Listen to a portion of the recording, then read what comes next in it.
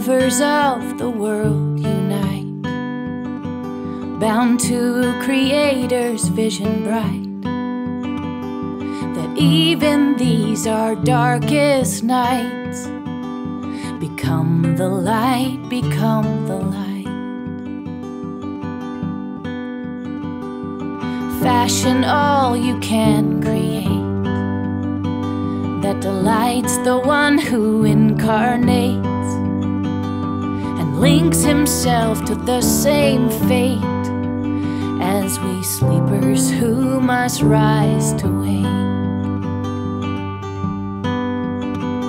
Our hope beyond all hope did come to call us each and every one to the surface of our consciousness. God dwells within and always has. Put our feet back on the ground, contemplation's hard resound.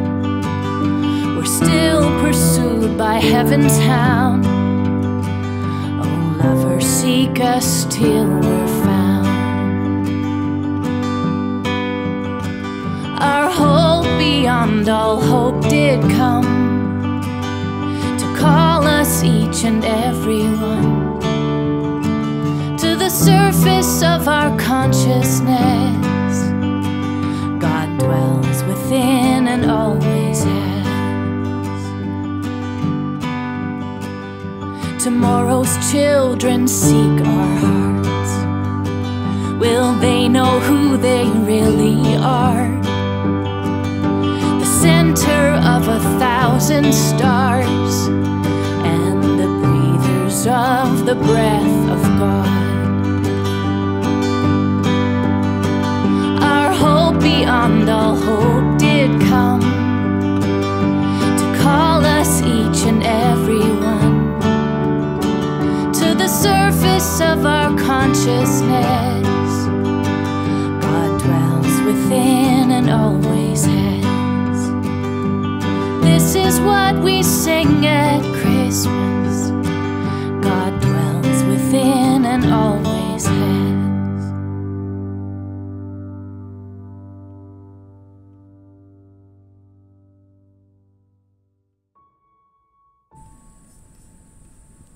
Geseënd is die Here, die God van Israel, want hy het sy volk besoek en hulle verlos.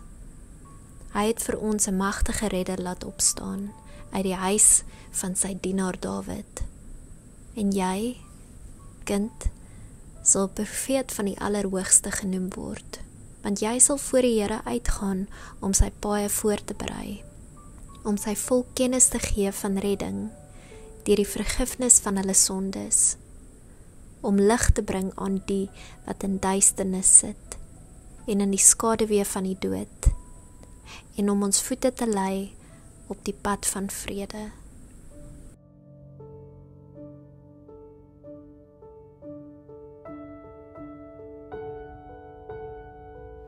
Goeiemôre, dis baie lekker om saam met jou te wees.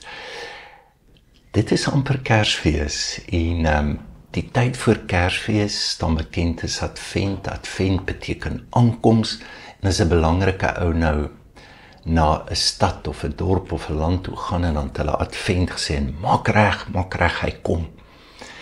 En in die kerk was daar hierdie wonderlike gebruik dat voor Kersfees het jy gevas, jy het gebid en jy het gevra, hoe maak ek reg dat Christus, hy het nie net een keer gekom, maar hy aankom, hoe kom hy na my toe? Hoe berei ek voor vir dit? En ek wil vandag praat oor die titel wat vir Jesus gegee word, dat as hy kom, kan jy dit ervaar. En dit is magtige redder. Lukas skryf die storie en dan sê, geloof sy die Here wat sy volk verlos. Hy's 'n magtige redder. En hy wil jou kennis gee van hierdie redding. Hy wil jou verlos van jou sonde. Hy wil jou uit die duisternis kry en hy wil jou op 'n pad van vrede bring. Daar's die boodskap. Nou net die woord redder, dit resoneer, nee. Inteendeel, ons lewe in 'n kultuur wat 'n obsessie het met redders. Dis hoe politici stemme kry. Dis hoe celebrities standbeelde kry. Dit is hoe 'n fliek gemaak of gebreek word. Dis die aard van die redder wat daarin is. Ek het geen twyfel, dit wat Donald Trump verteenwoordig, dis waar die stemme lê. Dit is iemand wat alle oorlog laat verdwyn. Dit is iemand wat Amerika nou Kanaan maak en jy weet waarvan ek praat. Dit is ons behoefte en dit sê iets van ons. So wanneer daar so archetype beeld of 'n verteenwoordiging kom, dan is ons daar. Hulle doen dit met Paulus. Hulle sê jy's 'n God. Hulle wil nie regtig God hê nie. So Paulus, hulle word behep met hierdie ding en ons word ook weggetrek van wat redding werklik is na 'n quasi-kulturele oppervlakkige redding.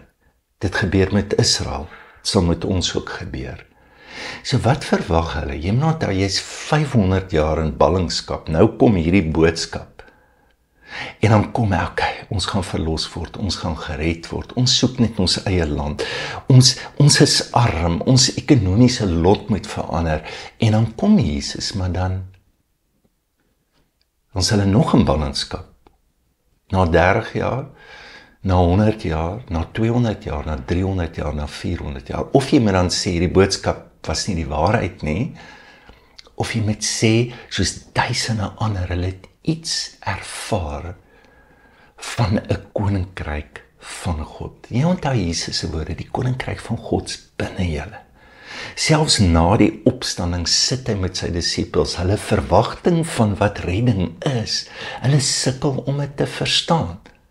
Ons sal ook. En as jy groot geword het in kerk, gaan jy 10-1 glo, redding is 'n regsmodel. God is 'n regter. Hy haat sonde en dit moet gestraf word. Maar gelukkig haal hy sy woede op sy seun uit.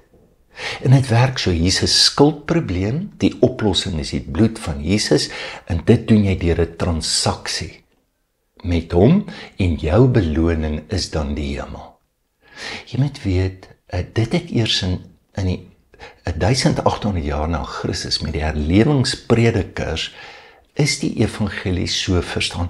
Niemand sy die boodskap so glo nie. En jy gaan ook sukkel om Jesus se stories te verstaan as jy dit so vertel, want dit gaan glad nie inpas met Jesus nie. So ek wil net 'n paar goed sê. Ek en Wilma bly nou 'n maand hier in Klapmuts, ons het getrek en ek moes ontslaa raak van 'n klomp boeke. So ek het 'n klomp vir die kweekskool gegee, vir predikante, en maar nou sê ek deur almal. En ek tel 'n boekie op, Herman Ridderbos, ek het dit gelees toe ek 22 is, The Coming of the Kingdom. En ek het hom nie laat gaan nie. Ek gaan hom nooit weer lees nie, ek weet dit, maar ek wil hom hou. En ek sal nooit vergeet die oomblik toe ek het lees, die wêreld wat vir my oopgegaan het. En Herman sê, die koninkryk van God het gekom, die koninkryk van God is besig om te kom, en die koninkryk van God sal kom. Jy is gered, jy word gered, en jy sal gered word. Dink in die skrif, Efesiërs 2, deur genade is julle gered. Maar Jakobus 1 sê, ontvang met sagmoedigheid die ingeplante woord, wat in staat is om julle siele te red. So tog dan, ek is gered. Ja, jy is. Maar het is ook nodig, dat jy gered word. En in Romeine 8, ons liggame sal verlos word. Ons is gered in hoop. So hier is die ding, redding kom nie net van God nie, redding vat jou na God toe. En is nie 'n reguit lyn. Hier het iets gebeur, hier het ek gou ietsie gedoen, en nou wag ek gaan gelukkig hemel toe en ander gaan hel toe. En as ons die evangelie so vertel, dis God wat 'n regter is en wat straf, dan is die wortel van die evangelie haat. En dis hoekom die kerke so lyk. Ek sien hierdie week se boek vrygestel. Die titel is Liefde in 'n boodskap van haat en is kommentaar op die evangeliese kerke. Dit is nie hoe Jesus dit vertel het nie. So kom ons probeer nader kom. So as hy sê hy wil vir ons kennis gee van redding, dan gaan dit meer oor 'n ontwakende bewustheid. Dit gaan nie oor kennis as 'n feit nie. Dit gaan oor kennis as ontdekking. En dan sê die tweede ding, hy wil jou verlos van sonde. Nou net, vergifnis beteken wegstuur. Sonde beteken om jou doel te mis. Luister na hierdie skrif. Rigters 10:20 vers 16, hy sê die soldate kon slinger sonder om sonde te doen. So slingerveld, met ander woorde, hulle teiken getref.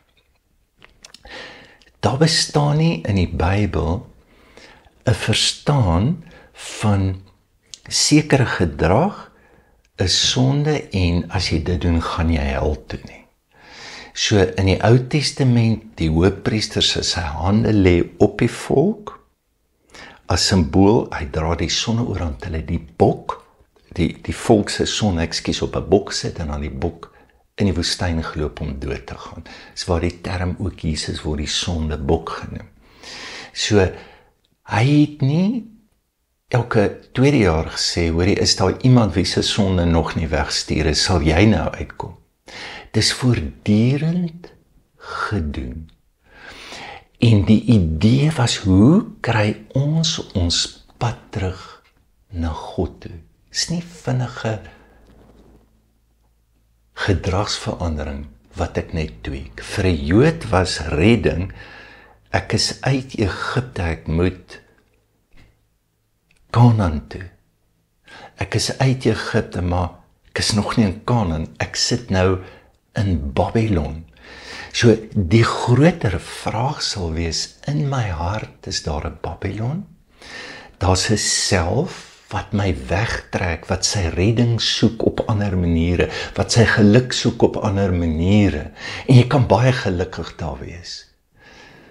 En dan is daar 'n plek wie jy werklik is, waar God jou wil hê. Toevallig die woord bekering, soef in die Ou Testament, was bedoel, oor julle sit in Babylon, wil julle nie terugkom Kanaan toe. Wat daar gebeur het was, toe hulle terug kon gaan Kanaan toe, was hulle so gelukkig in Babylon. Hoekom? Hulle het sekuriteit gehad. Hulle was amazing besigheidsmanne. Hulle was gelukkig daar. En hulle het nog hulle godsdiens ook gehad. So ons bly Jode, ons aanbid die Here. En dan kom die woord, kom terug. So, sonde is nie 'n statiese toestand van boosheid nie. Dit gaan oor die rigting waar jy in jou lewe heen op pad is. Dit is eerder 'n dinamiese toestand van gebrokenheid wat God my roep na 'n diep selfondersoek, na restituisie, na 'n voortdurende transformasie, wat God my roep na 'n gemeenskaplike verantwoordelikheid. Kan nooit individueel gered word nie. Bestaan nie, so lief het God die wêreld gehad. Hierdie skrifgedeelte begin, dan sê hy, en God verlos, hy besoek sy volk, en hy verlos sy volk. Dit het altyd te doen met hoe God my op 'n nuwe rigting in die wêreld terugsit. So vergifnis is nie 'n eenmalige gebeurtenis nie.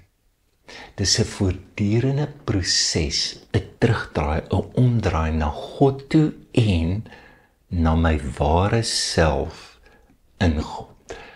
Dit was die woorde wat Johannes die Doper gebruik. Bekeer jou, Jesus bekeer jou. Beteken net, kry groter denke. So in hierdie gedeelte, en kyk jy mooi verloop. As jy kennis kry van redding, en jy kan wegstuur, dan maak jy plek op vir wat? Hy sê, dan sal jy uit die duisternis na die lig kom. Met ander woorde, dis 'n manier van sien en van verstaan. Ek onthou, toe my buurvrou toe bou hulle dubbelverdieping en hulle gooi slap en ek sê vir Wilma, kom ons gaan staan en kyk. Toe ons al bo staan, vir die eerste keer sien ek ook my huis in perspektief ten opsigte van die berge en ek kan nie glo mooi dit is, want ek loop elke oggend net uit en kyk vas. Kyk, dis die skuif, dis die sien om God in die groot raak te sien. Die woord perspektief beteken eintlik om per is deur in perception sien is eintlik om deur te sien. Jy weet, baie keer as iemand praat, dan sê sy, ek het deur daai ou gesien. Dis presies wat gebeur. Niks te doen met die werklike feite wat daar is. Dit is om deur te sien. En hier is die amazing ding. God herstel jou rigting.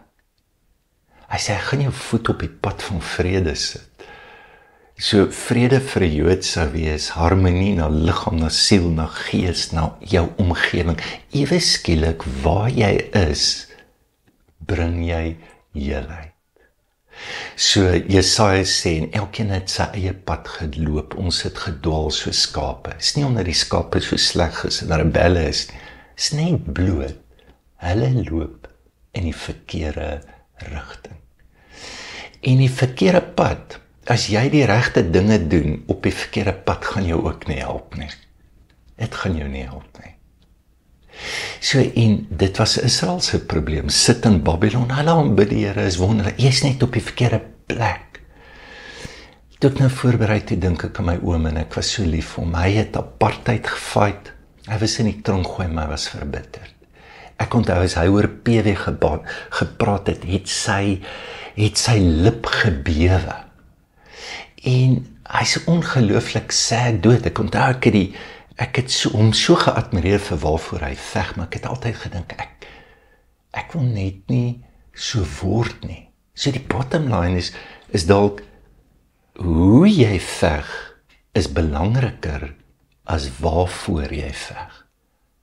En ek dink dit geld vir hierdie geloof wat ons in Christus het. En ek dink dis hoekom baie keer ons praat oor Jesus meer afstootlik is as wat dit uitnodigend is. So net ten slotte, Kersfees is nie 'n nostalgie nie. Net ou liedjies te sing, Stille Nagbrood, dis wonderlik. Dis 'n fees van oriëntasie. Dit wys rigting en jy moet 'n stem hoor wat vir jou sê, kom terug. Jy was nooit verlore nie. Jy het net vergeet waarheen jy op pad is. En dit verander alles. Dit verander alles. Dan hoef jy nie te bid vir 'n visie of 'n toekoms nie. Jy loop in jou toekoms in. En redding is nie iets waarvoor jy passief sit en wag en hoop dit sal eendag gebeur nie. Dit sal ja, en dit gaan. Maar dit is iets wat klaar gebeur het en dit is iets wat God nou in jou lewe wil doen. Kom ons bid saam. Here, dankie vir redding en red ons. Amen. Baie dankie vir die saamwees en die kuier. Mag hierdie rustyd ook vir julle wonderlik wees. Ons gaan vir die toekoms vir die volgende tyd nie by mekaar kom in persoon nie, maar ons sal aanlyn daarom nog kontak hê. So dankie ook vir julle ondersteuning vir die jaar, waardeer dit ongelooflik baie. En daar is SnapScan as jy wil ondersteun en dan kan jy altyd op die web gaan loer. Die jaar was vir ons amazing en ons sien regtig uit na volgende jaar en ek vermoed so in Februarie sal ons dalk op Heilsaam wees. Geniet die dag.